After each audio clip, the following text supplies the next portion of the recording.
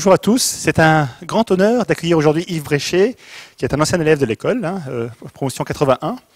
Alors Yves Bréchet est haut commissaire à l'énergie atomique, il est également professeur à l'Institut Polytechnique de Grenoble. C'est d'ailleurs là-bas qu'il a fait sa thèse et passé son HDR, je crois.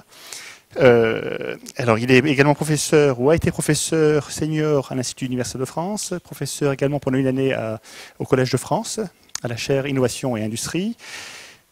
Alors Yves Bréchet est tombé dans la science des matériaux, je pense à l'X, pendant les cours d'Yves Quéré, où vous êtes pris de passion pour cette science-là, au point d'en devenir un des plus grands spécialistes mondiaux aujourd'hui.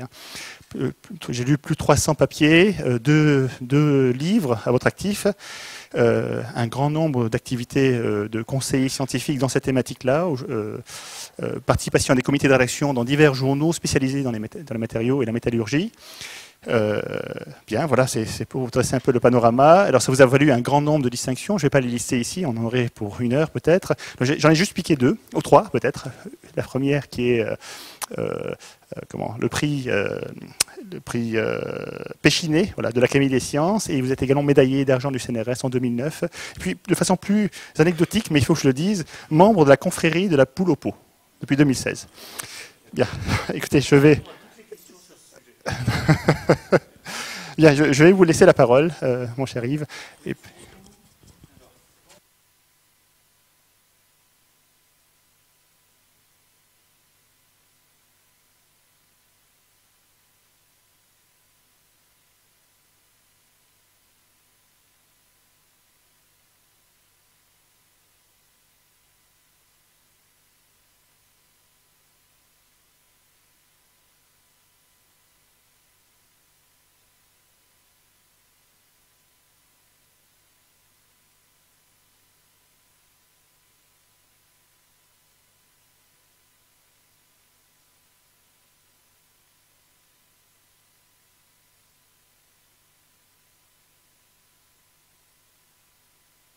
Ah, d'accord. Voilà. Là, c'est bon, ouais. Donc, je disais donc, je suis tombé dans la science des matériaux quand j'étais petit, quand j'étais élève à l'X, grâce à Yves Quéré. Et en fait, fondamentalement, ce qui m'intéressait dans la science des matériaux, c'est que ça me dispensait de choisir. C'est-à-dire que j'aimais autant la physique que la chimie, les mathématiques ou la mécanique, et dans la science des matériaux, à toutes ces choses-là. Et j'aimais autant la vision de l'ingénieur que la vision du scientifique, parce que j'aime bien comprendre pour faire. Donc ça, la science des matériaux était absolument idéale, parce que d'une part, ça me forçait à continuer à apprendre dans chacune de ces disciplines, sans être vraiment spécialiste d'aucune, mais à pouvoir discuter avec les gens, à pouvoir me nourrir de leur spécialité. Et d'autre part, comprendre pour faire, c'est vraiment le cœur des matériaux. Et ce que je vais essayer de faire aujourd'hui, c'est de vous faire un voyage en sciences des matériaux. C'est essentiellement ce que je vais essayer de faire. Alors, évidemment, j'ai rapidement déchanté, parce qu'il y a toujours quelqu'un qui me rappelle des choses, c'est toujours bien ça. Par exemple, quand j'avais des visions un petit peu trop abstraites de ce que j'avais envie de regarder, donc vous voyez le ver qui cherche des noyaux de pommes, les pommes n'ont pas de noyaux, il répond, il y a tant de pommes inexplorées. Donc ça, c'est la première réponse qu'on pouvait faire. La deuxième réponse, on me l'a faite au Canada, quand j'étais en postdoc. Et quelqu'un m'a fait remarquer, suite à une idée absolument géniale que j'avais eue pour résoudre un problème un peu pratique, il m'a demandé où est-ce que vous avez fait vos études d'ingénieur. Donc voilà une manière de construire un pont qui est assez particulière. Donc ce que j'essaye de vous montrer ici, c'est qu'en fait il faut en permanence garder, quand on fait de la science des matériaux, un équilibre entre une curiosité qui doit pouvoir être réalisable et une manière de faire qui doit pouvoir se réaliser de manière concrète et pratique. Et c'est ce que je vais essayer de vous illustrer.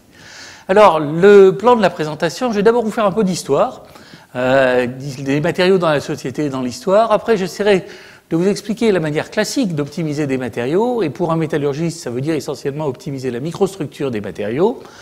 Ensuite, j'essaierai de vous présenter une nouvelle manière de prendre les matériaux, qui n'est pas vraiment une nouvelle manière. C'est un peu la prose de monsieur Jourdain. C'est-à-dire, on fait ça depuis longtemps. Mais ce qu'on essaye de faire maintenant, c'est de le faire de manière assez systématique. Donc, d'essayer de fabriquer des matériaux sur mesure. Et j'essaierai d'abord de vous montrer que tout ce que je vous ai raconté avant, c'est qu'une partie de l'histoire, que les matériaux ne sont pas la totalité de l'histoire, que l'architecture des matériaux et pas simplement leur microstructure pour être importante, et ça m'amènera à faire une petite incursion du côté des matériaux bio-inspirés. Et ensuite, j'essaierai de vous montrer que ce n'est pas simplement une question d'essayer de rendre les choses possibles, c'est aussi une question d'éviter les cauchemars.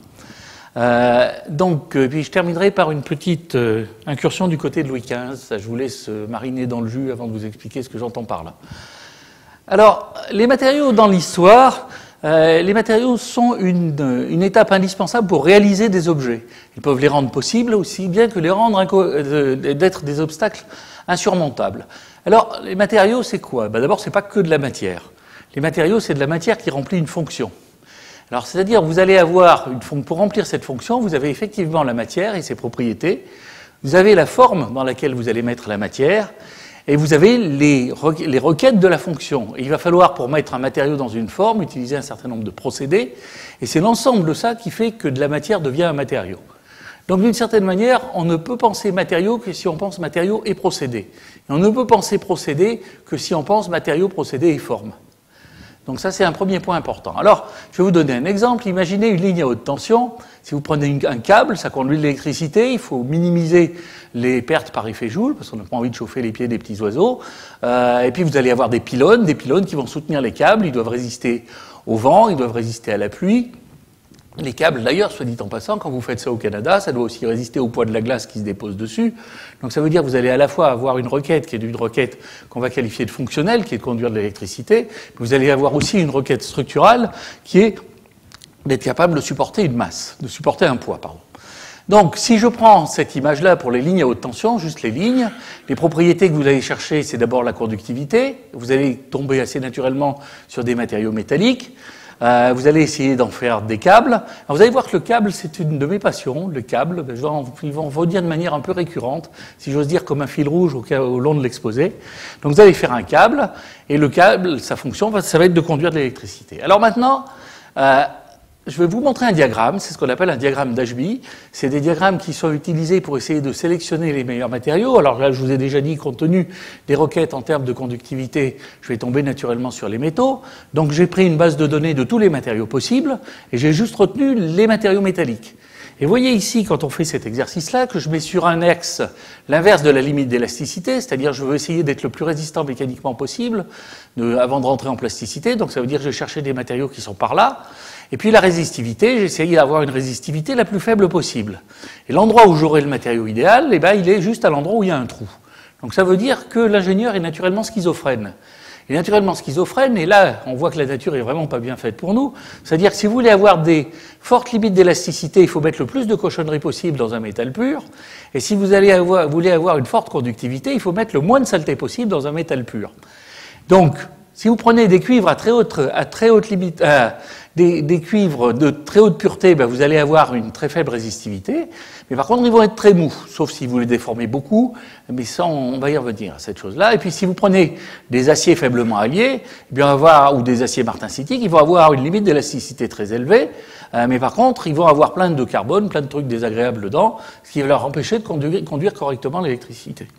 Donc en fait, vous voyez tout de suite qu'un des problèmes de la science des matériaux, c'est très souvent, alors c'est à la mode maintenant, c'est d'avoir en même temps un certain nombre de propriétés qui sont contradictoires. Alors, je vais y revenir, c'est aussi l'art de boucher les trous. Donc en fait, imaginez que je vais vous faire un cours sur l'art de boucher les trous. Alors, les matériaux et les fonctions, les matériaux, classiquement, on les distingue en matériaux de structure qui transmettent des charges, et en matériaux qui transmettent de l'énergie et de l'information qu'on appelle des matériaux fonctionnels. Alors ça, c'est la classification habituelle pour faire des cours, à part que quand vous regardez un peu plus près ce qui se passe en vrai, c'est que la classification naturelle entre les matériaux de structure et les matériaux fonctionnels devient de plus en plus lâche. C'est-à-dire quand vous faites des matériaux composites à base polymère à renfort de fibres, vous pouvez imaginer d'inclure des fibres optiques à l'intérieur pour tester la dégradation du matériau, c'est-à-dire vous donner un moyen de transmettre une information. De la même manière, quand vous regardez ce qui se passe quand on va avoir des interconnexions en microélectronique qui sont essentiellement faites pour remplir des propriétés fonctionnelles, vous apercevez très rapidement qu'une des choses qui fait que ça se passe pas, ça se passe pas bien, c'est des choses qui sont exactement du même ordre que le fluage, la rupture, à tel point qu'il y a un certain nombre de thésards que j'ai formés en mécanique de la rupture qui se trouvent travailler dans la microélectronique. Donc en fait, on est dans une situation où de plus en plus la durabilité des matériaux fonctionnels vont impliquer des propriétés de structure, des propriétés structurales, et de plus en plus la fiabilité des matériaux de structure vont impliquer l'incorporation de propriétés fonctionnelles. Alors, évidemment, il y a un menu pour les matériaux. Le menu pour les matériaux, bien, vous avez les grandes familles, vous avez les familles, les métaux, les polymères, les céramiques. Ça, c'est essentiellement la manière dont les électrons sont liés entre eux et avec les atomes. C'est ça qui vous donne les propriétés de ces matériaux-là. Et vous pouvez prendre plein de choses. Si vous vous dites j'ai des électrons libres dans un métal, vous comprenez à la fois pourquoi ils conduisent bien l'électricité et pourquoi ils ont fortement tendance à être sensibles à la corrosion. Toute l'électrochimie, c'est des échanges d'électrons. Donc si j'en ai de libres, je vais pouvoir faire des choses. Si vous prenez les polymères, eh bien vous avez deux types de liaisons. Vous avez des liaisons très fortes le long de la chaîne de polymères et vous avez des liaisons faibles entre les polymères. Et c'est pour ça que vous avez deux températures qui sont importantes dans les polymères. La température de transition vitreuse, où vous êtes en train de libérer les degrés de liberté de chaîne à chaîne, puis la température de dégradation, où vous êtes en train de détruire les liens de la chaîne. Donc, essentiellement, il faut se poser la question quand on regarde les matériaux. Alors là, vous avez au milieu, j'ai mis les composites, les hybrides. Je vais y revenir parce que c'est aussi là-dedans qu'on va retrouver toute l'idée d'architecturer les matériaux. Alors, composite, quand vous parlez composite, vous pouvez dire c'est des composites à matrice polymère à renfort fibreux, fibre de carbone. Ça, quand on pense composite, on pense à ça. Maintenant, quand vous venez en voiture, enfin, supposez que vous arriviez en voiture jusque sur le plateau de Saclay, vous roulez sur un composite nanostructuré qui est pneumatique avec un renfort d'un acier perlitique hyper déformé. Donc ça, c'est un composite avec une nanostructure à l'intérieur. Alors, essentiellement, la nature des atomes, l'empilement atomique et les microstructures, ainsi que la nature des liaisons interatomiques, vont vous donner les propriétés. Les procédés vont vous permettre de donner la forme et éventuellement de modifier les propriétés. Alors certaines propriétés sont peu modifiées par les procédés, d'autres sont complètement transformées par les procédés. Alors maintenant, si je vais un petit peu plus loin et que je regarde les matériaux dans l'histoire, alors ça c'est assez instructif, je vais vous faire un voyage rapide. On va commencer par un diagramme que j'ai beaucoup, qui est dû à Michael Ashby, mon vieux maître de Cambridge, où grosso modo on regarde ce qui se passait en 10 000 avant Jésus-Christ, ce qui se passe en 2020, et la part relative des différents matériaux. Vous apercevez qu'on va se retrouver bientôt à peu près au niveau de l'homme préhistorique, où il y avait une fraction très importante de polymères. Les céramiques, déjà à l'époque, étaient des matériaux de très haute performance. C'était le silex. Hein. Déjà, c'était des matériaux d'avenir. Ça reste des matériaux d'avenir, d'ailleurs. Je crois que ça va le rester un petit moment.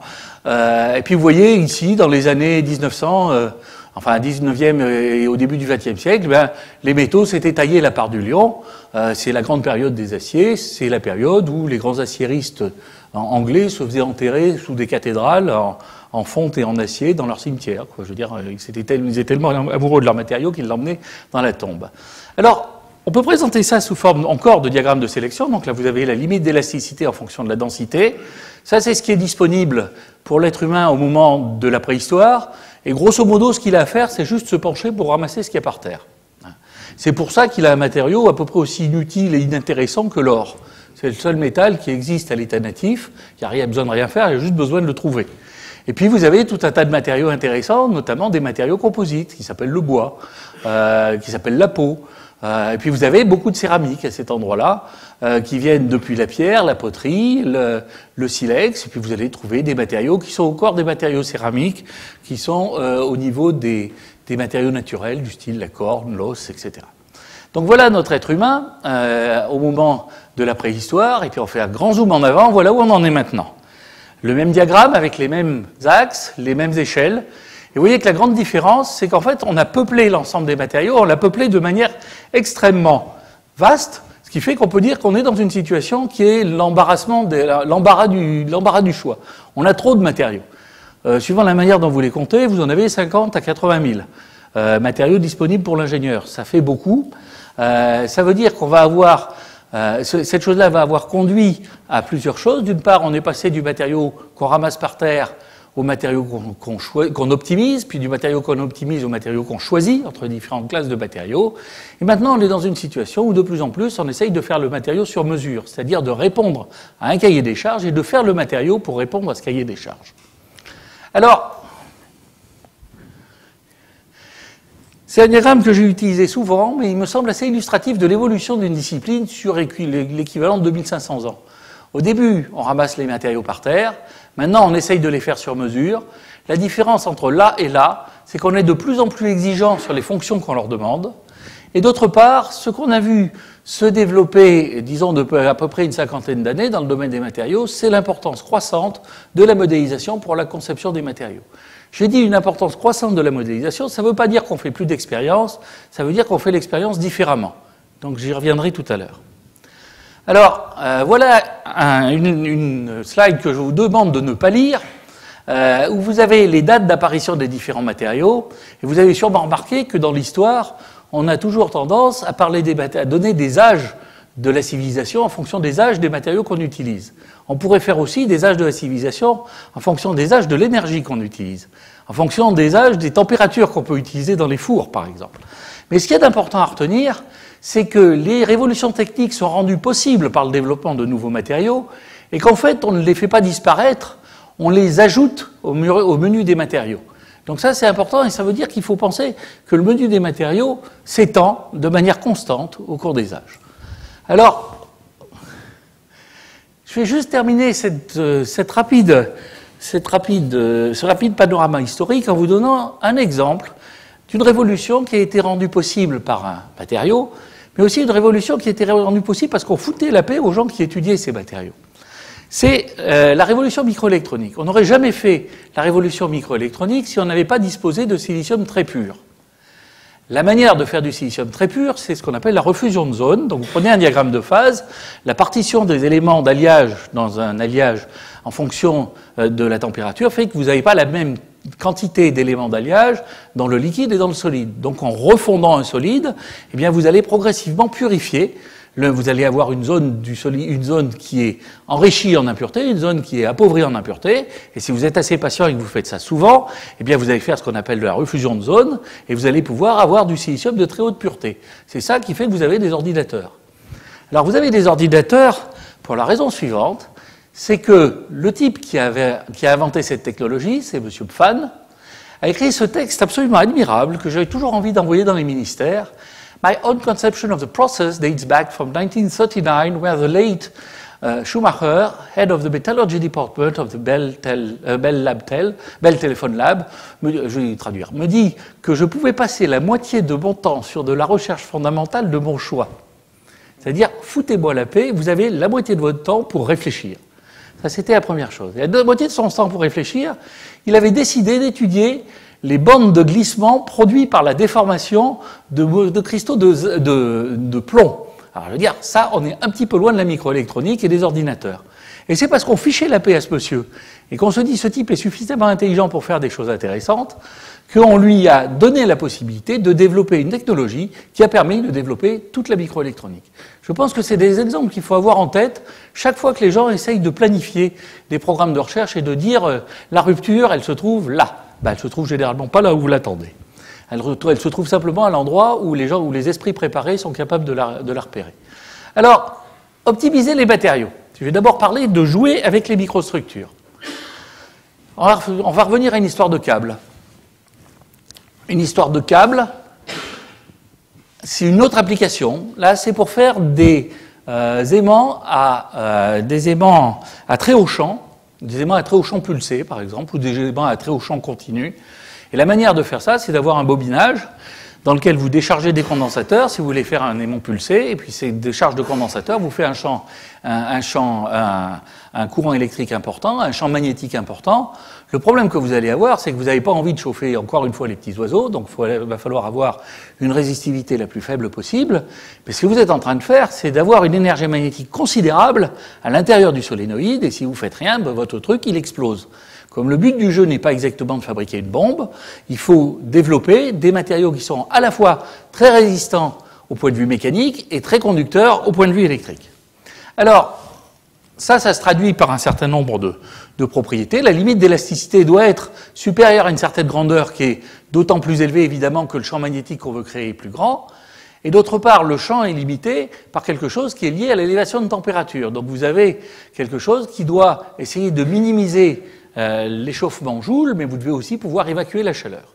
Donc quand vous prenez tout ça, vous avez ce qu'on appelle des indices de performance. L'un est formé par la limite d'élasticité et l'autre est formé par une combinaison de la résistivité électrique, de la conductivité, de la résistivité thermique et de la capacité calorifique. Quand vous faites tout ça, voilà les matériaux qui sont actuellement utilisés et voilà les lignes d'utilisation qui correspondent à des durées de pulse ou à des niveaux de champ voulus. Alors, ce que je vais simplement vous montrer, c'est qu'on peut essayer de peupler cet espace-là avec différents candidats. Donc ça, c'est différents types de matériaux qu'on peut imaginer. Et là, je vais essayer de me focaliser sur un matériau qui est un composite qui est renforcé par des fibres. C'est-à-dire, le composite, c'est un composite base cuivre qui va conduire très bien l'électricité. Je vais mettre des fibres, et je vais prendre des fibres les plus fines possibles, et vous allez voir pourquoi. Et en fait, la raison, c'est la suivante. Vous allez faire ça de la manière suivante.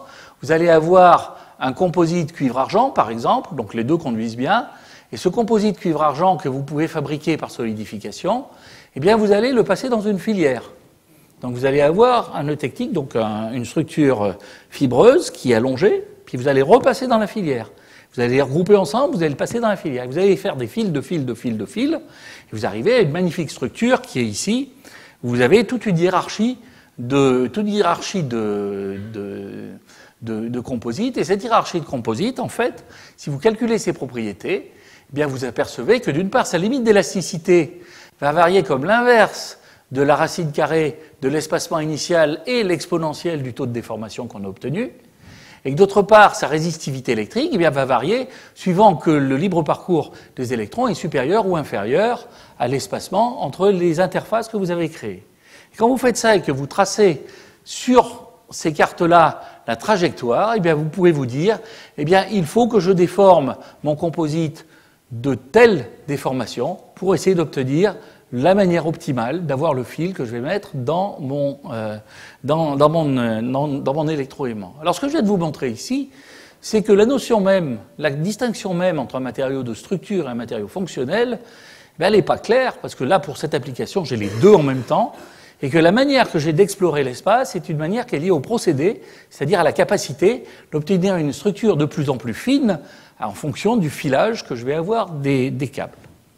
Alors, je vais maintenant aller vers une autre manière. Donc ça, d'une certaine manière, c'est l'aboutissement de la façon classique d'optimiser des matériaux. Je fais des transformations de phase qui me donnent une structure initiale, puis je fais des mécanismes de déformation qui me permettent de faire évoluer cette microstructure et de l'amener au niveau de propriété dont j'ai besoin. Ça, c'est bien dans un labo. En fait, en vrai, pour un ingénieur, il ne suffit pas que ça marche une fois, il faut que ça marche longtemps. Donc ça veut dire que va se superimposer à ça toute la question de la stabilité de la structure, toute la question de la durabilité de la structure, la question de la mise en œuvre de la structure. Quand vous avez une structure très fine et que vous vous amusez à la souder, ben ça fout un bazar pas possible, parce que vous êtes en train de remélanger tout ce que vous avez eu autant de mal à transformer. Donc vous voyez que de passer d'une solution laboratoire à une solution industrielle ou à une solution réelle est quelque chose qui n'est pas totalement trivial. J'y reviendrai tout à l'heure, parce que ça fait partie des cauchemars. Alors maintenant, on va essayer de regarder quels sont les outils dont on dispose pour faire un matériau sur mesure, sans nécessairement jouer uniquement sur la microstructure. Et je vais vous donner d'abord le fait que la microstructure n'est pas tout. Alors, je vais vous donner une histoire que les métallurgistes adorent raconter à leur façon, en disant à quel point ils sont importants. Je vais vous montrer qu'elle dit juste à quel point ils ne sont pas si importants que ça. Et c'est l'histoire de l'évolution des matériaux dans les moteurs d'avion. L'évolution des matériaux dans les moteurs d'avion, évidemment, vous avez envie de fonctionner à le plus haute température possible, pour une raison toute bête, qui est que la loi de Carnot, on peut toujours essayer d'en voter une autre, mais pour un moteur, c'est quand même celle qui... Enfin, je veux dire, vous en votez une autre, ça ne changera rien, quoi. Donc vous êtes obligé de faire fonctionner votre moteur à la plus haute température possible, et là, vous avez un certain nombre d'innovations matériaux qui ont été utilisées. Là, on avait joué sur la chimie, là, on a joué sur le procédé de moulage, après on a fait de la solidification directionnelle, on a terminé en faisant des monocristaux de matériaux base nickel. Donc là, vous voyez, c'est la réponse du berger à la bergère, c'est ce que va vous dire un métallurgiste. Et ce que vous dit le métallurgiste, c'est j'augmente la tenue à chaud du matériau, donc je peux faire un moteur qui fonctionne de mieux en mieux. Quand le métallurgiste vous a dit ça, il vous a roulé dans la farine. Parce que ce qui vous importe, c'est pas la température du matériau, c'est la température du moteur. Donc si vous êtes capable de refroidir le système, eh bien vous êtes capable de faire fonctionner le moteur à des températures beaucoup plus élevées que ce que vous auriez simplement par le matériau constitutif. D'où les recherches qui se sont faites ensuite, qui ont été de dire, ben voilà l'amélioration que j'ai eue en changeant les matériaux, et voilà ce qui se passe quand je me suis amusé, d'une part, à refroidir les turbines en ayant toute une série de petites canalisations qui font circuler de l'air à l'intérieur des turbines. Notez que c'est quand même pas trivial de faire passer des tubes à l'intérieur d'un monocristal qui reste monocristallin, c'est-à-dire qu'il faut être capable de faire pousser un monocristal dans un machin qui est essentiellement une passoire. Pas tout à fait évident. Et puis là, ce que vous avez ici depuis quelques années, c'est essentiellement de travailler sur les barrières thermiques. Donc ça veut dire que ici, ce que je vous montre, c'est qu'en fait, les métallurgistes se vantent d'être passés grosso modo de 1000 à 1300 K, mais la manière de mettre les matériaux en œuvre, notamment par les barrières thermiques, ça vous a permis de passer de 1300 K à 1800 K. Donc vous voyez que l'histoire n'est pas la seule, l'histoire des matériaux n'est pas la seule. C'est aussi la manière dont je les mets en œuvre, et c'est aussi le fait d'être capable de les associer d'une telle façon que vous pouvez avoir des structures beaucoup plus performantes que ne le serait le matériau lui-même. Alors ça, je vous montre juste un dessin de ce que c'est qu'une barrière thermique. Une barrière thermique, c'est tout un ensemble de couches qui chacune ont une fonction. Donc là, vous avez une fonction de résistance à l'érosion, une fonction d'isolation thermique, une couche d'adhésion qui est compatible avec l'alumine, une couche d'alumine qui protège contre l'oxydation, un réservoir d'aluminium qui va s'oxyder pour fabriquer la couche d'alumine, une barrière d'interdiffusion pour que ce réservoir d'aluminium n'ait pas la mauvaise idée de se barrer dans le superalliage. Vous avez un truc qui est extraordinairement compliqué, qui est typiquement un multimatériau, un multicouche, qui vous permet de fabriquer cette barrière thermique. Soit dit en passant, si vous regardez un paquet de chips, c'est la même chose. Un paquet de chips a 12 couches de polymères successifs, à la fois pour assurer la résistance à la perforation, la résistance à la pénétration de l'humidité, la résistance microbienne. Vous avez 12 couches successives sur un paquet de chips qui se trouve donc être un matériau de très haute performance. Alors, maintenant, je vais essayer de vous parler du New Old Material, c'est-à-dire de ce que j'appelle les matériaux architecturés. J'appelle ça du New Old, c'est les matériaux à la Monsieur Jourdain. Et je vais simplement vous dire qu'en fait, si vous remettez tout ça en perspective et que vous dites j'ai à répondre à un cahier des charges, eh bien vous pouvez vous dire j'ai le matériau, j'ai sa chimie, j'ai sa microstructure, mais pas que. J'ai sa géométrie, j'ai le fait de pouvoir les mettre ensemble avec d'autres, j'ai le fait de pouvoir les associer, et donc je vais pouvoir utiliser tous ces degrés de liberté. Le gros avantage de ça, c'est que finalement, la géométrie, c'est plus facile à comprendre que la thermodynamique. Donc ça veut dire que vous allez avoir des degrés de liberté qui vont vous permettre d'explorer des possibilités de manière beaucoup plus facile. Maintenant, le prix que vous avez à payer pour ça, c'est que ça ne va pas forcément être facile de le réaliser. Mais vous allez essayer, a priori, de comprendre comment... Est-ce que ça vaut le coup que je me casse la tête, quoi, grosso modo. Alors, c'est ce qu'on appelle les matériaux architecturés. Ils ont un autre point particulier, c'est la question de l'échelle. Si vous regardez... Ici, la microstructure, c'est-à-dire grosso modo en dessous du micron, c'est là que la science des matériaux s'est taillée la part du lion. Si vous regardez ce qui se passe au-dessus du centimètre, voire jusqu'au mètre, c'est là que la mécanique des solides s'est taillée la part du lion. Quand vous regardez un bouquin des années 50 sur les raidisseurs des ailes d'avion, c'est juste extraordinaire l'imagination des gens pour fabriquer des raidisseurs d'ailes d'avion. Toute l'idée, c'est de se dire, je vais essayer d'explorer cette espèce de no man's land. Alors, histoire de faire enrager mes amis physiciens, j'appelle ça le domaine des millimatériaux, puisqu'il y a les nanomatériaux, il y a les millimatériaux. Il y a quelque chose qui est assez intéressant, c'est qu'il faut penser ces matériaux comme ayant une échelle de structure qui est commensurable au sens de comparable en termes de dimension, avec l'échelle du composant dans lequel on le met. Alors ça peut être une échelle très petite, si vous posez la question des échelles qu'on peut avoir dans la microélectronique, où les composants eux-mêmes sont de très petite taille et les échelles deviennent comparables aux composants. Ça peut être des échelles beaucoup plus macroscopiques, mais ça veut dire que vous vous posez en même temps une question intéressante du point de vue des mécaniciens, c'est comment je décris de façon continue un objet dont l'une des échelles est comparable en taille à l'échelle de l'objet dans lequel je veux l'inclure. Alors, je vais vous donner deux exemples de cela. Je vais vous donner un exemple qui est issu du solaire, et ensuite je vous donnerai un exemple qui est issu de l'absorption des barrières électromagnétiques.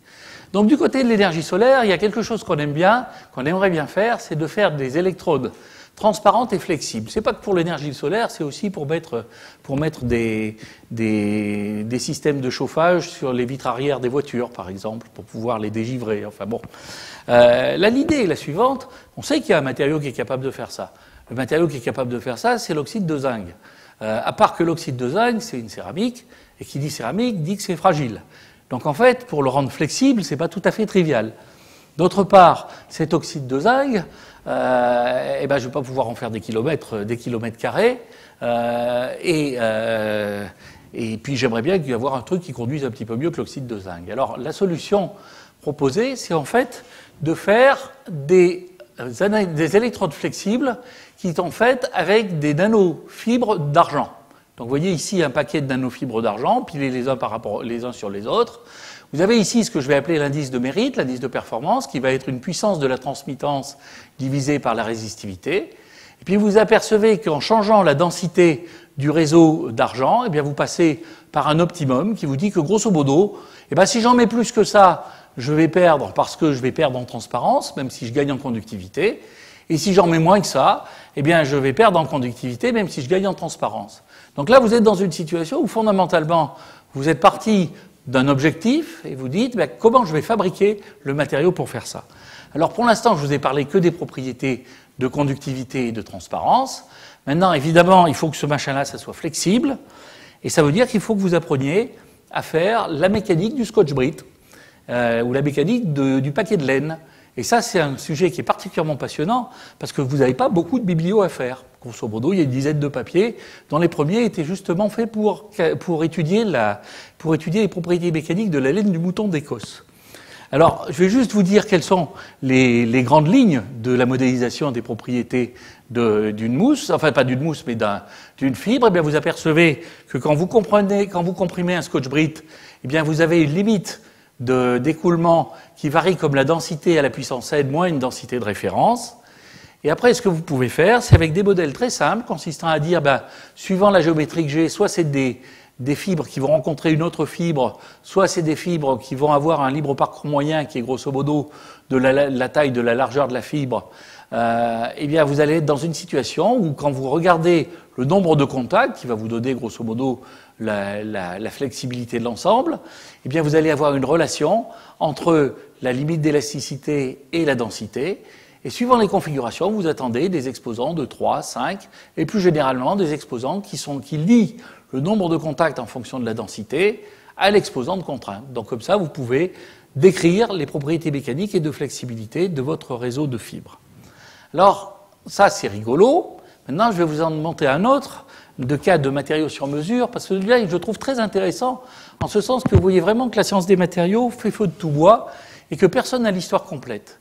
Ça, c'est un exemple qui a été traité par des collègues belges de l'université de Louvain-la-Neuve pour essayer de développer des écrans électromagnétiques. Alors, ça commence par un bon problème de Topin. Hein, grosso modo, j'envoie une onde électromagnétique, je regarde ce qui passe de l'autre côté, je regarde ce qui est reparti dans l'autre sens, et je me dis, je vais essayer de maximiser l'écran par absorption. Alors, ce que ça me donne, si j'ai évidemment deux propriétés qui sont importantes, qui est la permittivité et la conductivité électrique, et je m'aperçois que l'absorption va être maximale dans ces zones-là. Donc j'ai envie de fabriquer un matériau qui est maximal dans ces zones-là. Alors quand je commence à faire ça, eh bien, évidemment, je vais dans une base de données de matériaux, puisque je vous ai dit que c'est un de mes dadas de collectionner les matériaux, donc on fait une base de données matériaux, et puis je m'aperçois, évidemment, comme d'habitude, que je suis encore dans la schizophrénie de l'ingénieur, c'est-à-dire l'endroit où je cherche le matériau, il n'y a juste personne. Je cherche par là, et en fait, ça ne marche pas, quoi. C'est-à-dire, il n'y a personne à l'endroit où j'aurais bien envie de le prendre. En fait, il y en avait un qui était pas mal, c'était le cuir de vache.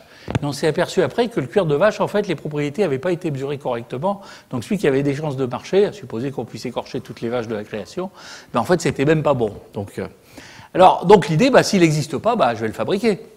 Alors comment je vais le fabriquer? Je vais me dire, finalement, je vais fabriquer mon matériau d'une manière assez simple. Je pars d'un polymère. Lui, il est bien dans la bonne zone de la constante diélectrique, mais pas dans la bonne zone de la conductivité.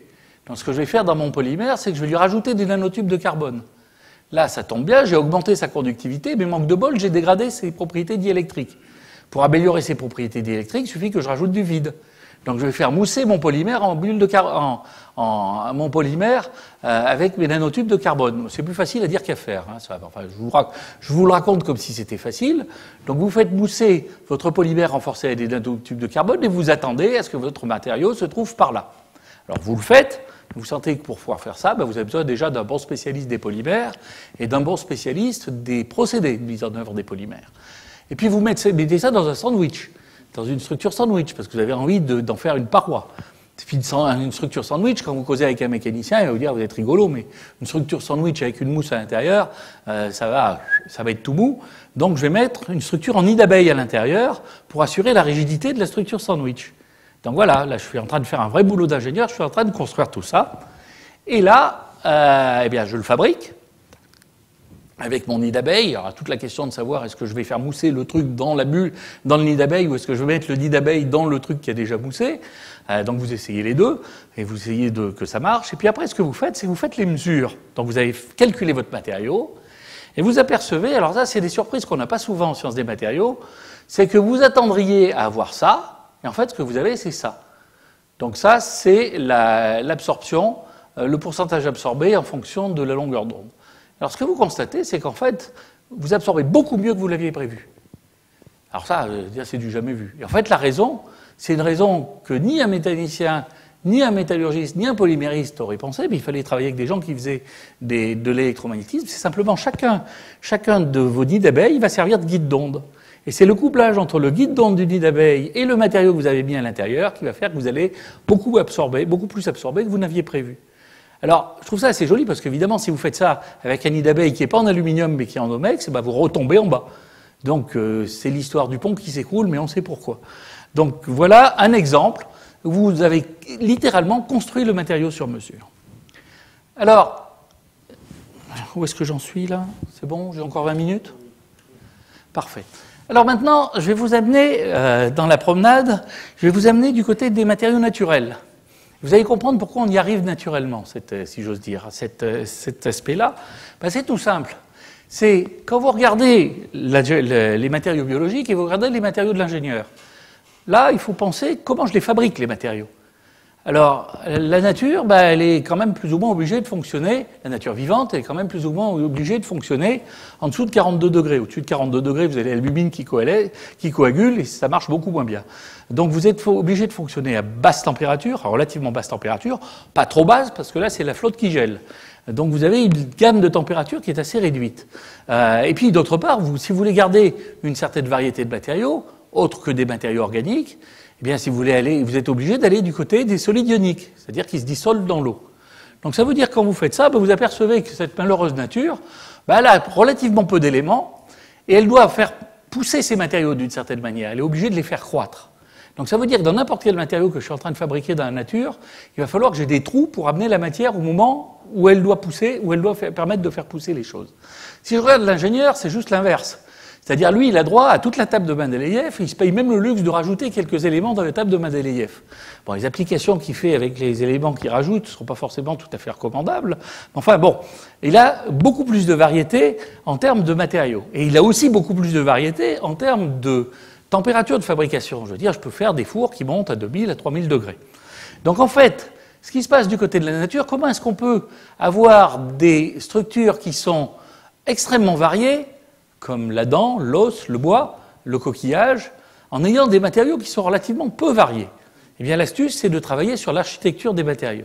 C'est de travailler sur des structures multicouches, c'est de travailler sur des structures poreuses, c'est de travailler sur des structures fibreuses. L'ingénieur, il travaille beaucoup plus sur des microstructures. Et là, ce que vous allez avoir, c'est que vous allez faire croître les objets, alors que là, vous allez enlever de la matière, souvent. Alors maintenant, si je vais un petit peu plus loin, mais en fait, il y a un deuxième aspect qui est différent, c'est que quand un ingénieur fabrique quelque chose, il suit un plan. Quand la nature fabrique quelque chose, elle suit un code. La fleur de tournesol, toutes sont semblables, mais aucune n'est égale à l'autre. Alors que les forts de thé, comme chacun sait, elles sont pareilles, y compris pour leur couleur. Alors, ce que je veux simplement faire, c'est que finalement, si vous faites le parallèle entre les matériaux biologiques et les matériaux de l'ingénieur, vous allez avoir, à cause de ces limitations, vous allez avoir une structure hiérarchique à tous les niveaux du côté des matériaux naturels. Vous allez avoir une adaptation de la forme et de la structure à la fonction. C'est par exemple dans le bois ce qu'on appelle le bois de réaction.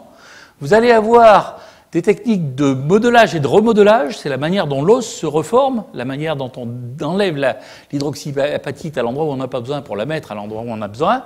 Et puis la grande astuce de la nature, c'est qu'elle est capable de se réparer. Alors si je regarde du côté de l'ingénieur, en fait, ça, on commence juste à le faire. C'est des travaux qui sont faits beaucoup sur les élastomères en ce moment.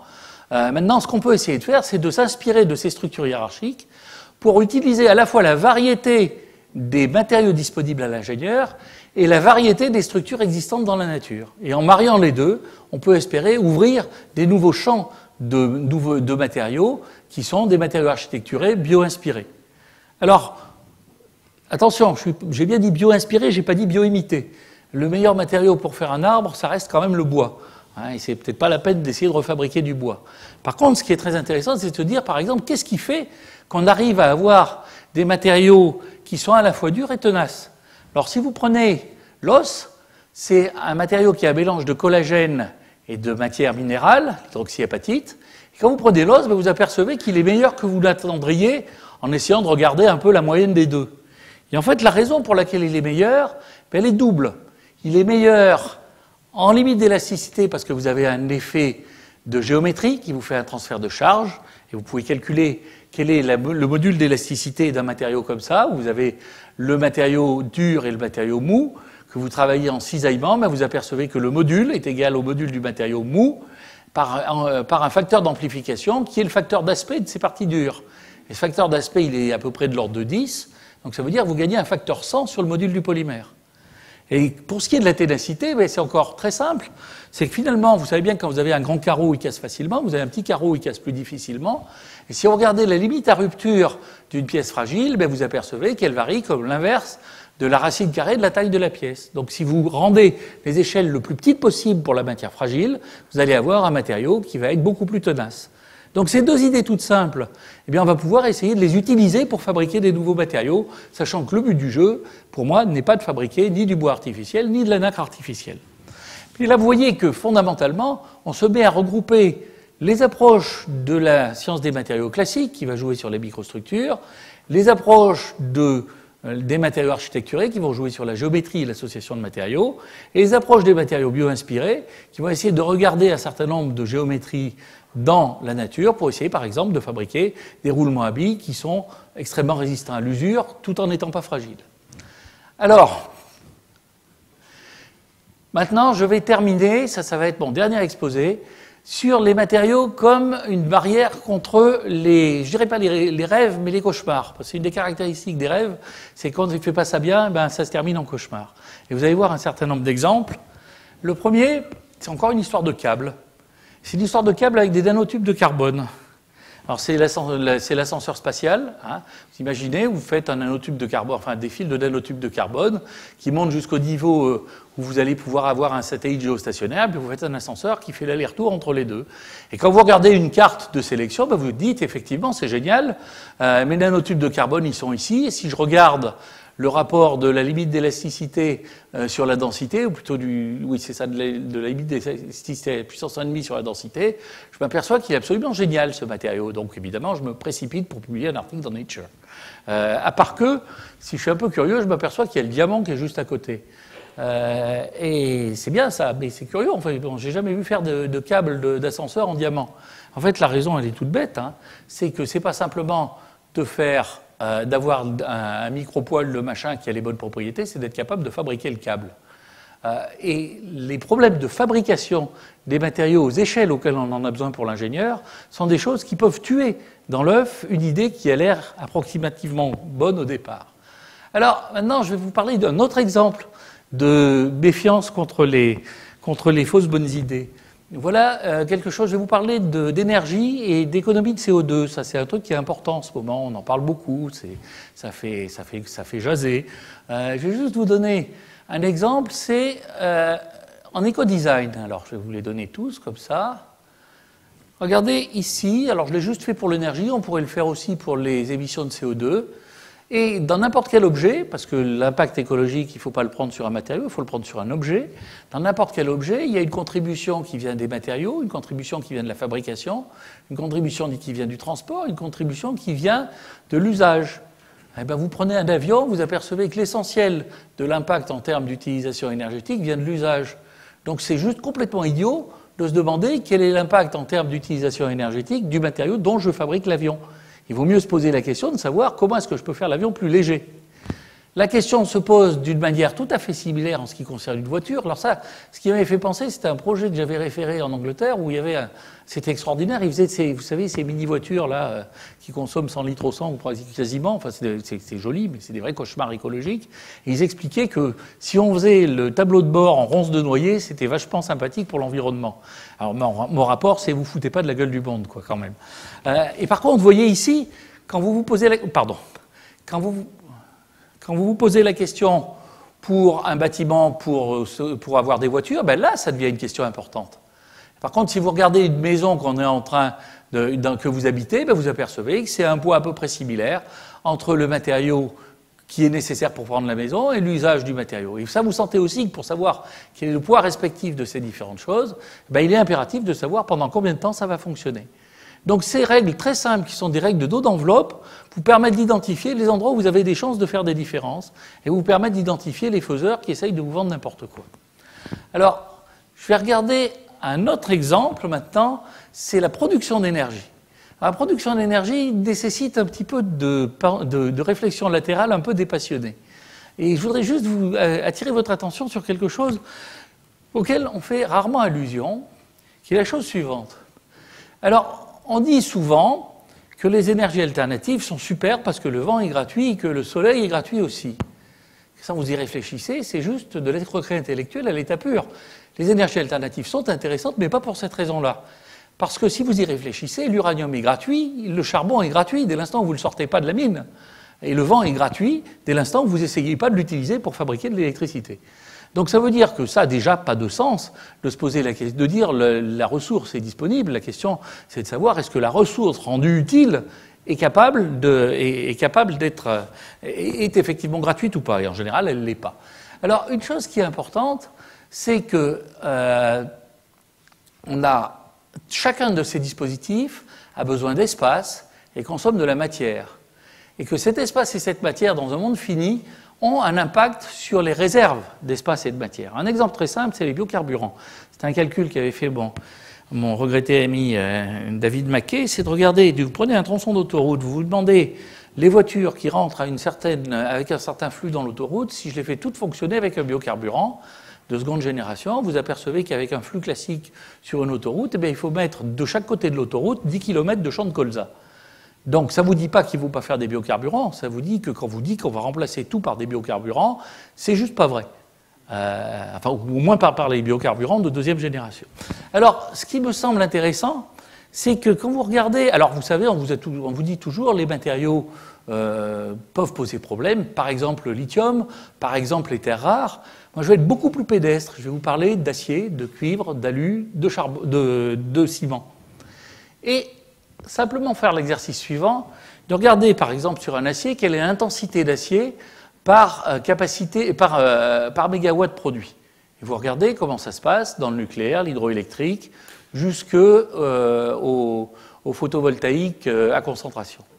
Alors quand vous faites ça, vous apercevez évidemment que par kilowattheure produit, vous n'avez pas du tout la même quantité d'acier utilisé. La quantité de ferraille qu'il faut pour un système de solaire à concentration, c'est assez gigantesque. Alors ce que je vais simplement vous montrer, c'est, essayons de croire, juste pour rigoler un petit moment, ce que publient tous les gouvernements depuis des années sur ce qu'ils prévoient pour 2050 en termes de quantité d'énergie renouvelable à développer. Quand vous faites ce rapide calcul, vous apercevez que grosso modo, si on croit ce qu'ils sont en train de nous dire, il va falloir immobiliser pour 2050 entre 3 à 8 ans de la production mondiale d'acier, de cuivre, d'aluminium, de béton. Ça veut dire que vous allez faire entre 3 à 8 ans d'années où vous n'allez pas pouvoir avoir de pont, vous n'allez pas pouvoir avoir de voiture, vous n'allez pas pouvoir avoir de train, pas d'avion. Donc ce que ça vous dit, c'est deux choses. Ça vous dit ou bien qu'on se moque du monde, ou bien qu'il faut tout de suite lancer des grands programmes de recherche sur le recyclage intensif des matériaux de très grande diffusion. Mais ça vous dit aussi qu'il ne faut surtout pas se dispenser de réfléchir à ce problème de la disponibilité des matières. Et là, je ne vous ai parlé que des matières qui étaient des matières non critiques, des matières non stratégiques. Alors, je vais terminer par mon histoire de Louis XV, et j'arrive juste à l'heure. Mon histoire de Louis XV, c'est la suivante. D'abord, plusieurs choses. D'abord, avant de vous parler de Louis XV, je vais vous parler de Alain. Alain, le philosophe radical du début du siècle dernier, disait qu'il y a des gloutons d'idées dont la caractéristique est qu'aussitôt qu'on leur fait briller quelque opinion d'apparence raisonnable, ils se précipitent la bouche ouverte, avalent l'appât, l'hameçon et la ligne, en invoquant ensuite le droit à l'erreur commise de bonne foi. Je ne sais pas si Alain pensait particulièrement aux journalistes, mais je crois que ça méritait réflexion. Le deuxième point qui est important, c'est Thomas Hobbes qui va nous le donner.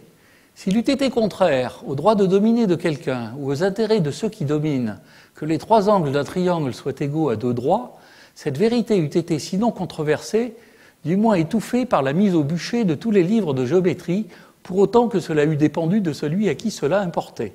Je vous laisse réfléchir à ce que ça peut vouloir dire dans les circonstances présentes. Et le dernier point, c'est le suivant. Louis XV demandait à un courtisan à quelle heure il était, et le courtisan lui répondit « l'heure qu'il plaira à votre majesté ». Le devoir du conseiller scientifique est de dire aux décideurs, qu'ils soient politiques, industriels, ce qu'ils pensent être vrai, qui n'est pas nécessairement ce qu'il a envie d'entendre. Je vous remercie de votre attention.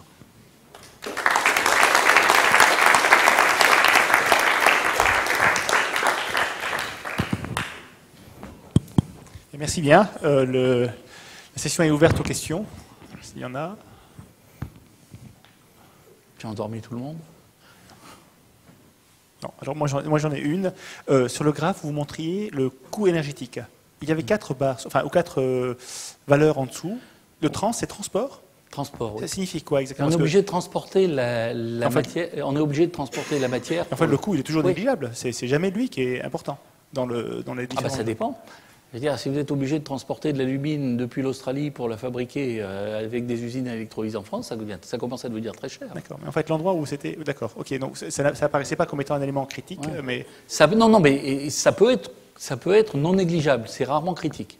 D'accord. C'est rarement critique. Mais par contre, je veux dire, alors là, je vous l'ai montré pour le coût énergétique. Je pouvais faire la même chose pour le coût en émissions de CO2. Oui. Et je crois que une des choses. Alors ça, c'est le gros avantage de Mike Ashby qui a développé ces méthodes-là. Alors, on peut faire des échos, comment ça s'appelle? Ah zut, EcoBalance. Enfin, de l'éco-conception, quoi. Mais le problème, c'est que si on fait ça de manière très propre, très détaillée, très tout, ben ça devient très rapidement un cauchemar. Et lui, ce qu'il a simplement fait, c'est d'avoir quelque chose qui donne les grands ordres de grandeur et qui dise où est-ce qu'on doit faire un effort. Et je pense que ça, c'est quelque chose qui est essentiel. C'est-à-dire de se dire, avant de se jeter tête baissée dans un financement énorme pour faire un truc, dans cette optique-là, c'est quand même bien de savoir est-ce que c'est ce truc qui est surtout qui est important. L'exemple typique, c'est le bâtiment.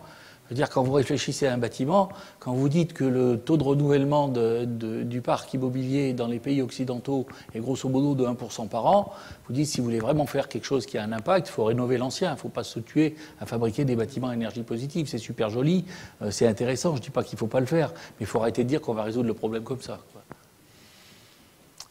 Ok. Est-ce qu'il y a une autre question? Mathilde. Oui. Dans le sud de la France, on construit actuellement ITER. Donc voilà, et dans la liste des choses à faire pour faire fonctionner ITER, il y a toujours nouveaux matériaux. Alors, est-ce que tu penses que c'est possible de faire des matériaux qui rendent possible une opération de centrale de fusion? J'ai le droit de couper le micro pour vous répondre. Bon. Comment je vais dire ça? Franchement, moi, je ne le vois pas. Je ne vois pas comment on peut fabriquer ITER. Pour de vrai et pour qui dure. Bon, tant que ça fonctionne 1 heure dans toute sa durée de vie, je peux concevoir. Mais de dire que... Enfin, actuellement, si vous faites fonctionner ITER, je crois que si vous faites fonctionner ITER pendant 1 an, la quantité d'hélium que vous créez dans le matériau est tellement gigantesque que vous êtes en train d'en faire des éponges. Je parle juste de l'acier. Je ne parle pas des couvertures tétigènes et des trucs comme ça. Hein. Donc, mais je ne sais pas très bien faire, pour être clair. Je ne suis pas sûr qu'on sache faire et je suis sûr qu'on a menti. Je pense que c'est pas bien quand un scientifique va dire aux citoyens « je vous promets que je vous sauve le monde », et alors qu'il sait pertinemment qu'il ne va pas le faire tout de suite, quoi. Parce qu'à force de promettre la Lune aux gens, ils sont pas très contents quand ils finissent par se retrouver avec une boîte de camembert sur la table. Et ils n'ont pas tort. Et je pense que ça c'est quelque chose qui pose problème vis-à-vis des relations entre le citoyen et la science. L'autre aspect, c'est que moi, je fais partie des gens qui pensent que c'est une excellente idée d'étudier la stabilité des plasmas. C'est une très belle physique à faire. Il y a beaucoup d'ingénierie de très haute qualité qui est faite dans ITER et qui mérite d'être faite, qui est vraiment intéressante. Mais de dire qu'on a une solution qui va résoudre les problèmes énergétiques de l'être humain, et je ne sais absolument pas à quelle échéance, c'est juste pas vrai. Alors là, je vais vous dire, je ne dis pas que c'est pas vrai, c'est qu'on ne peut pas le garantir. Mais je vais vous dire une réponse un argument que m'avait donné Robert Dautrey, que je trouve assez remarquable dans sa simplicité et assez difficilement contournable. Si vous comparez un réacteur à fission, c'est un truc où tout est linéaire, toutes les équations sont linéaires, ça fonctionne aux alentours d'un point stable. Donc ça veut dire que si vous avez un réacteur à fission, vous pouvez avoir un réacteur à très basse puissance, voire puissance 0, ça vous apprend des choses, vous allez pouvoir faire un petit réacteur, et quand vous avez prêt à en faire un petit, vous avez de quoi savoir faire un plus grand réacteur. Ça ne veut pas dire que tout est linéaire. Ça veut dire le couplage entre la neutronique et la turbulence dans la thermohydraulique, c'est pas linéaire, mais ça veut dire que essentiellement le problème est linéaire. Donc ça veut dire que vous pouvez vraiment imaginer de construire un prototype qui vous permet de savoir comment j'en construirai un vrai. Et à mon avis, c'est pour ça qu'on a réussi en moins de 20 ans à passer de quelque chose qui était une curiosité de laboratoire à quelque chose qui était un produit industriel. Parce qu'en plus, ça s'appuyait sur, grosso modo, 150 ans de machines à vapeur. Mes collègues neutroniciens détestent quand je dis ça, mais fondamentalement, une centrale nucléaire, c'est une grosse machine à vapeur. Avec une chaudière un peu particulière, mais c'est une machine à vapeur. Si vous prenez la fusion, vous avez un système où toutes les équations sont non linéaires et le système travaille au voisinage d'un point instable. Ça veut dire que quand vous en faites un petit, vous ne savez pas forcément en faire un moyen. Quand vous en faites un moyen, vous ne savez pas forcément en faire un gros. Ça veut dire que, grosso modo, on serait pour la première fois dans toute l'histoire de l'humanité, d'un point de vue technologique, en train d'imaginer qu'on fabrique un objet industriel sans avoir jamais pu faire un prototype. Ça, je suis modérément convaincu. Donc, je ne suis pas en train de dire qu'il ne faut pas faire ces études-là, je suis en train de dire qu'à les survendre, on ne rend pas service à la science. Bon, je peux rebrancher. Je tiens quand même à dire que le haut-commissaire a pleine liberté de parole.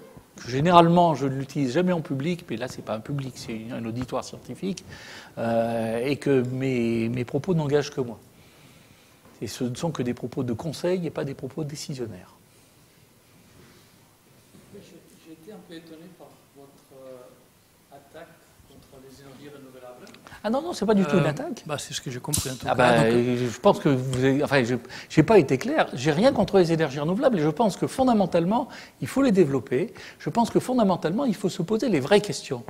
Et les vraies questions pour les énergies renouvelables, c'est pas d'essayer d'expliquer qu'elles résolvent tous les problèmes, c'est d'essayer de dire, dans un pays comme la France, quand on part d'un point A où on a 75% de nucléaire, qu'on veut aller à un point B où on en a 50% ou moins, la vraie question qui se pose, c'est de savoir comment les deux peuvent coexister, comment les deux peuvent vivre ensemble, comment les deux peuvent vivre ensemble vis-à-vis du stockage. Il n'y a pas d'acier. Vous avez évoqué qu'il n'y avait pas assez d'acier pour faire des photovoltaïques. Ah non, mais je dis, alors attendez, je n'ai pas attaqué les énergies renouvelables. Là, ce que j'ai attaqué, et ça je l'attaque très volontiers, c'est les âneries que peuvent dire les politiques sur les énergies renouvelables. C'est-à-dire les choses qui sont affichées ne sont pas à l'échéance de 2050, sont des arguments de vente. Ce ne sont pas des arguments qui sont des arguments dignes de quelque chose qu'on va faire. Par contre, moi je suis persuadé que les énergies renouvelables vont se développer et je pense qu'on doit d'une part les accompagner, mais tout faire pour qu'elles se développent bien et qu'on les intègre bien. Mais je dis simplement, pour faire ça, il faut ne pas mentir. Et je pense que la vision qu'on a développée dans un certain nombre de déclarations politiques sur les énergies renouvelables, avec des taux de pénétration gigantesques à des distances, à des dates qu'on ne peut absolument pas garantir, je pense que c'est pas bien. Mais alors, ne me faites pas dire, enfin, je n'ai pas été assez clair, mais je pense que ce que j'attaque, c'est la survente, c'est pas le fait de le faire. Mais la survente, je pense que c'est pas bien, parce que ça finit par tuer ce qu'on a survendu. Voilà qui clarifie les choses. Vous avez fait un diagramme qui est sympa, mais un peu imprécis, où on voit d'un côté l'énergie, vous l'avez signalé d'ailleurs, je ne veux pas vous attaquer, mais où on voit d'un côté l'énergie nécessaire à la fabrication d'une automobile, et où on voit à côté l'énergie consommée pour la faire fonctionner. Mais sur combien d'années, en moyenne, tout à fait. On a fait le calcul? Parce que je suis assez choqué, j'ai peut-être tort, on pourra en reparler tout à l'heure, qu'on interdise les vieilles voitures et qu'on oblige les gens à acheter de nouvelles voitures. C'est pour moi. Mais, non, mais même si ces gens-là éventuellement roulent très peu, Parce que probablement que l'énergie qu'ils vont consommer encore avec leur vieille voiture est probablement bien moindre que celle qu'il faut mettre dans la construction d'une nouvelle. Mais vous avez tout à fait raison. Et moi, c'est justement ce que je plaide, c'est qu'on fasse honnêtement ces calculs-là. Et qu'on arrête d'avoir des trucs qui sont des effets d'annonce. Je pense qu'il faut faire une vraie... Sur ces questions-là, il faut faire une vraie approche d'ingénieur. Et vous avez tout à fait raison. Les diagrammes que j'ai montrés sont calculés pour une durée de vie moyenne. On peut avoir des diagrammes qui sont complètement modifiés par si on les maintient plus longtemps en vie. Et vous avez complètement raison. Mais je veux dire, il faut vraiment, sérieusement faire le calcul. Et arrêter d'annoncer des choses n'importe comment, quoi. C'est juste ça que je suis en train de dire. Donc, je ne suis pas du tout en désaccord.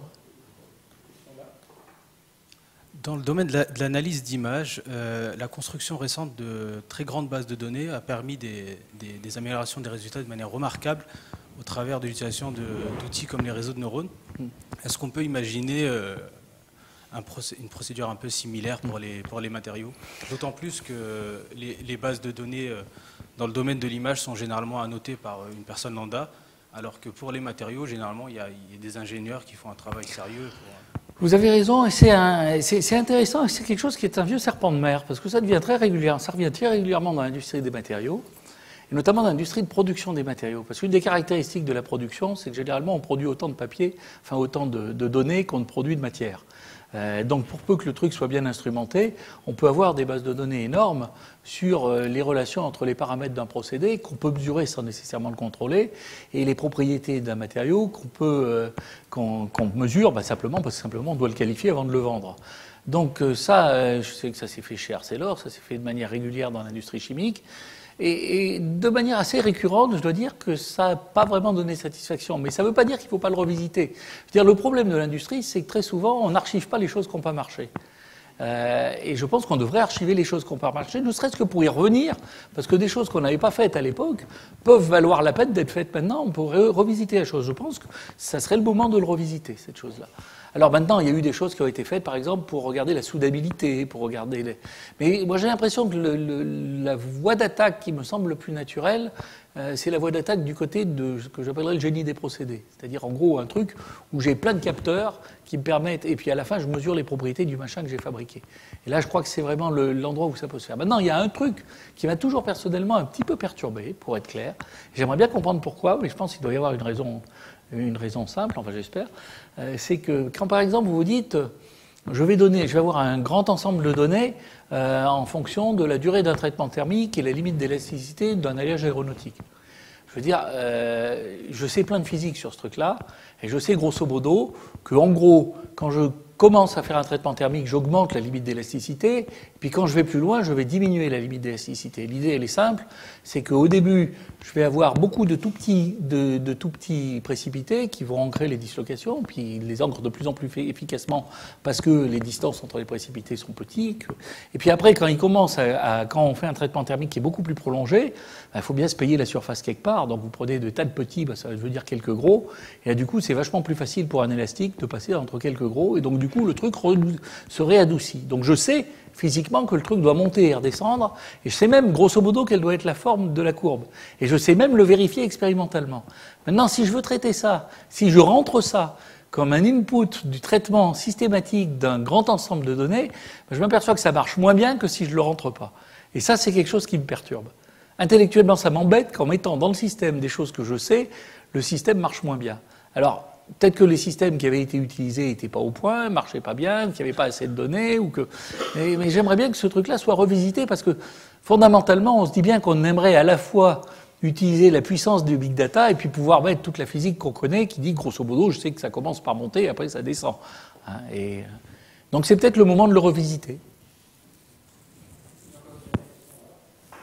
Oui, en fait, j'en ai deux courtes. La première, une remarque, ça m'a frappé que dans ton exposé, tu mettes en avant la limite liée à la disponibilité de matériaux qui ne sont pas rares. Donc, parce qu'on sait bien qu'il y a un problème avec ceux qui sont rares. Et alors, oui, alors justement, ceux qui sont rares, tu ne les mentionnes pas. Généralement, on inverse la présentation. On parle de ceux qui manquent, qui vont être les... Oui, mais ce que je voulais simplement dire, c'est qu'il faut aussi se poser la question pour ceux qui ne sont pas rares. C'est maintenant que ceux qui sont, je vous aurais dit qu'il y avait besoin de terres rares pour faire des aimants dans les moteurs qu'il y a dans les éoliennes, vous m'auriez dit bon d'accord c'est gentil.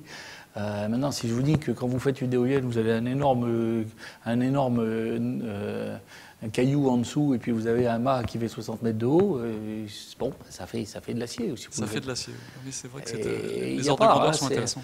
Mais encore une fois, je ne suis pas en train de dire qu'il ne faut pas faire des éoliennes ou qu'il ne faut pas faire des cellules photovoltaïques. Je suis juste en train de dire qu'il faut se poser cette question-là. Il faut se poser la question de la disponibilité de la matière, il faut se poser la question de la disponibilité de l'espace, et que c'est des questions, dès l'instant où on est un peu responsable vis-à-vis de ces problèmes-là, qu'il faut se poser. Mais en plus, il y a tous ceux qui sont rares, ça c'est clair. Mais à la limite, ceux qui sont rares m'inquiètent moins. Parce que ceux qui sont rares, ils peuvent être rares parce qu'on n'a pas encore exploré tous les gisements. Enfin, je ne sais pas. Et puis ils sont déjà chers, donc un peu plus, un peu moins. Et c'est surtout qu'ils ne sont pas forcément disponibles parce qu'éventuellement, ils sont pas partout, très limité par. Bon. Oui.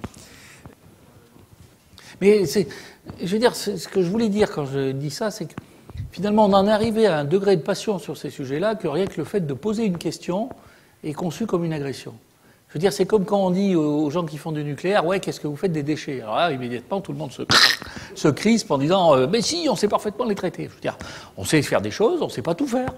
Et je veux dire, il faut simplement, le démantèlement, quand vous avez des gens qui vous disent, vous ne savez pas démanteler une centrale, moi je leur dis, il y en a 80 qui sont démantelés aux États-Unis, mais par contre, ce que je sais faire, c'est démanteler une centrale qui est en fin de vie, correctement amenée en fin de vie, et qui est grosso modo une espèce de Mikado géant. Quand j'ai à démanteler des moutons à 5 pattes comme ceux qu'il peut y avoir dans les labos du CEA, c'est une autre paire de manches. Et quand je me trouve à démanteler un machin qui a fait fondre son cœur, je sais juste pas faire.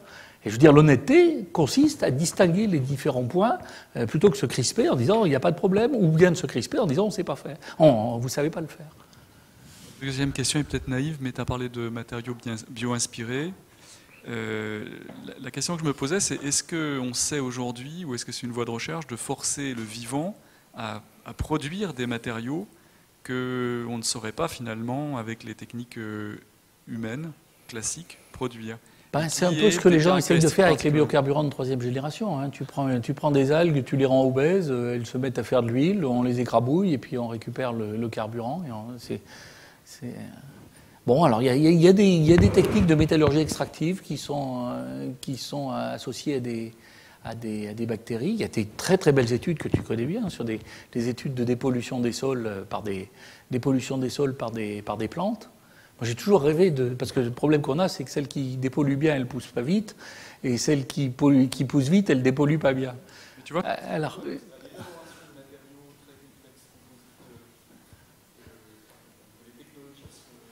ce qu'on peut faire, il y a des choses qui sont assez amusantes, qui ont été un peu explorées, c'est d'utiliser des matériaux naturels comme template.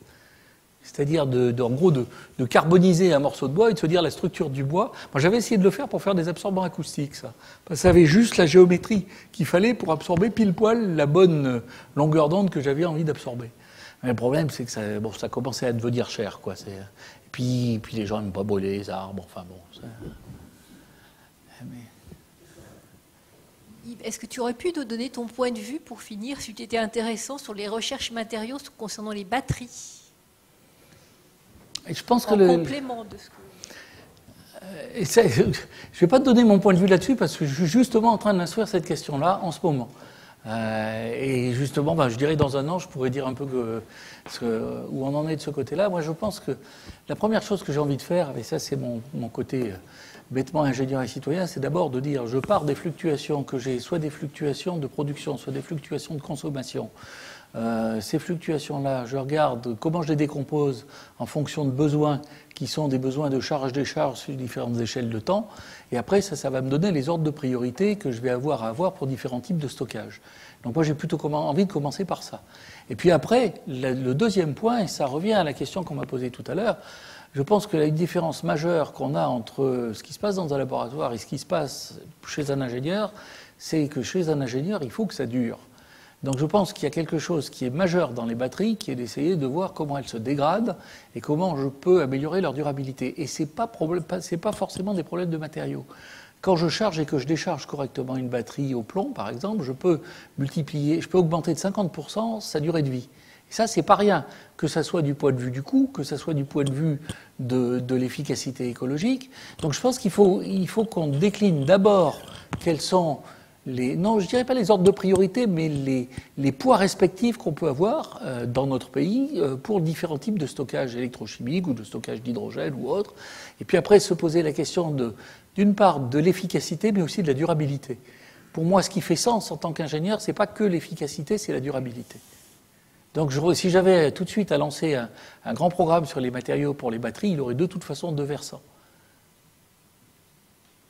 Bien. Écoutez, ce sera la dernière question de cette séance. On remercie encore l'orateur.